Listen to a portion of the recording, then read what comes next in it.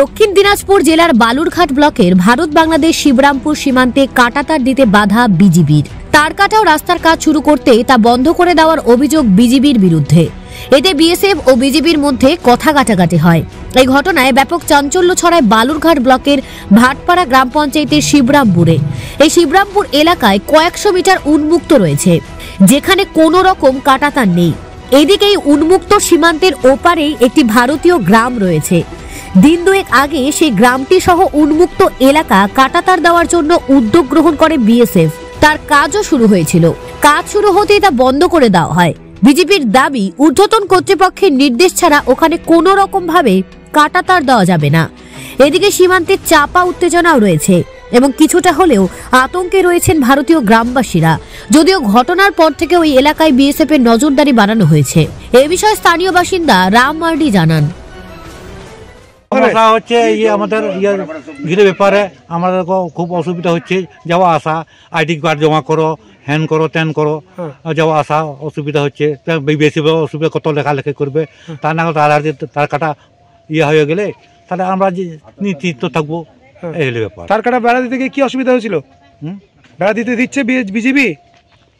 কে না বিএসএফ কি করতে, বিজেপি মিটিং করতেছে, বিএসএফ কি করতে তা করতেছে, কেমন করবো ওটা আমরা তো জানি না। ওটা আপনারা কি চাইছেন? হ্যাঁ, আপনারা কি চাইছেন? আমরা পাড়া গ্রামটা বাঁচাবে, এই হলো কথা।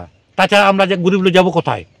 এখন এখানকার জমি নিতে গেলে 1 লাখ শতক, তা 1 লাখ শতক যদি হয় তাহলে আমার কয় কাঠা আমার জমি লাগবে, কত শতক আছে লাগবে আমাদের, তাহলে সেই টাকাগুলো পাবো কোথায়? আমরা জমি কিনবো কেমন করে? এই বিষয়ে স্থানীয় বাসিন্দা মঙ্গল হাসদা জানান, ঘটনাটা মানে এই দিককার বিএসএফ ওরা গাড়ি নিয়ে ঢুকছে আর ওই বিডিআর গুলা করতে দিচ্ছে না।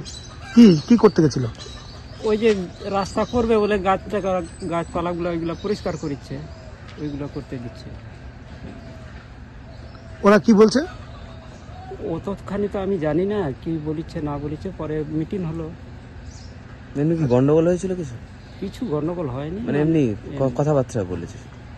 তারপরে কি আপনারা কি আতঙ্কে রয়েছেন? কাজ বন্ধ তো কালকে থেকে।